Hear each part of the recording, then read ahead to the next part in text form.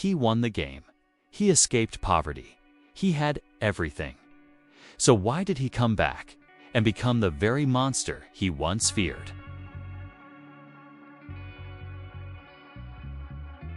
This is the story of a man who traded his soul for survival, his family for power, and his humanity for a mask he can never remove. This is why it sucks to be the front man, the man who betrayed his past, his brother, and himself. Before the mask, there was Hwang In-ho, winner of the 2015 Squid Game, a quiet genius who loved his younger brother, Jun-ho, more than life itself. A man who should have walked away with his prize money and never looked back. But here's the thing about trauma. It doesn't care how much money you have. The 45.6 billion won couldn't buy him peace.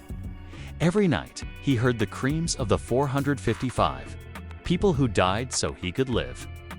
Every morning, he woke up drowning in survivor's guilt. The games weren't just in his past, they were in his dreams, his nightmares, his every waking moment. The money felt like blood money, and he was right. He escaped the game, but not the scars. How does a winner become an executioner? How does a victim become the oppressor? The VIPs didn't just recruit him, they studied him. They knew exactly what they were getting.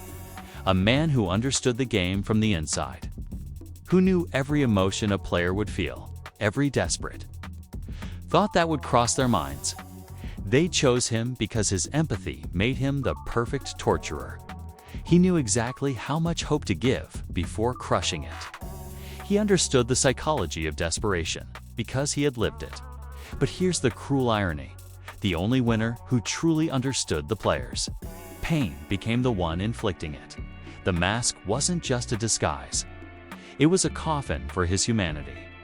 When the world turns you into a tool, you forget you were ever human. Detective Jun-ho, a brother who never stopped believing in him. The one person who could have saved him from himself. When Jun-ho infiltrated the games, In-ho watched from behind the screens. Each step his brother took toward the truth brought him closer to being exposed, but also closer to remembering who he used to be. Then came the moment that shattered everything. Standing on that cliff, gun in hand, looking into his brother's eyes that still held love, still held hope for redemption, he pulled the trigger on his own brother, on the only person who still saw him as human. That shot didn't kill Jun-ho. It shattered what little soul In-ho had left. But here's what makes it even worse. He was never really in control. Watch how the VIPs treat him. They toast and celebrate while he stands in the corner like a decorated servant. He wears the black mask, commands the guards, orchestrates the games. But he still answers to men in golden masks who see him as nothing more than a useful tool. He traded his freedom for power, but never got either. He became the face of the system while remaining its slave. The mask that was supposed to give him authority became his prison. Then Gi-hun returned. Player 456, the man who reminded In-ho of everything he used to be. Seeing Gi-hun's determination, his refusal to give up, his protection of the weaker players, it was like looking in a mirror that showed him his abandoned soul. He began his quiet rebellion, allowing small loopholes, letting certain players survive longer than they should have, trying to honor Jun-ho's memory by protecting the innocent. But the rebellion failed because of him. Because when it mattered most, when he could have stopped everything, he chose the mask over his humanity. The worst kind of traitor isn't the one who switches sides. It's the one who stays silent when they have the power to speak. Now we see the complete psychological collapse.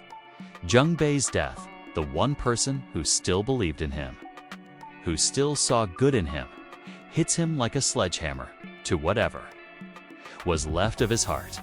The VIPs begin questioning his loyalty, discussing his replacement.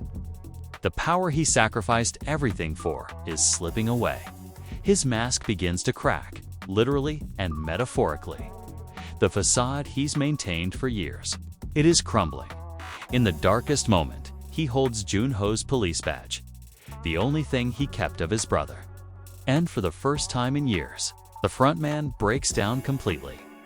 This is the man who won it all and lost himself. Here's the truth that makes In-ho's story so devastating. He's not a villain. He's a failed protector.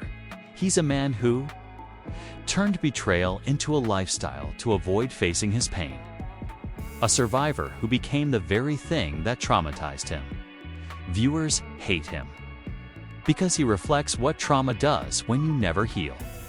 He shows us how easily victims can become perpetrators when they choose survival over healing. His real punishment isn't death or guilt. It's living day after day inside a role he despises, wearing a mask that has become his face.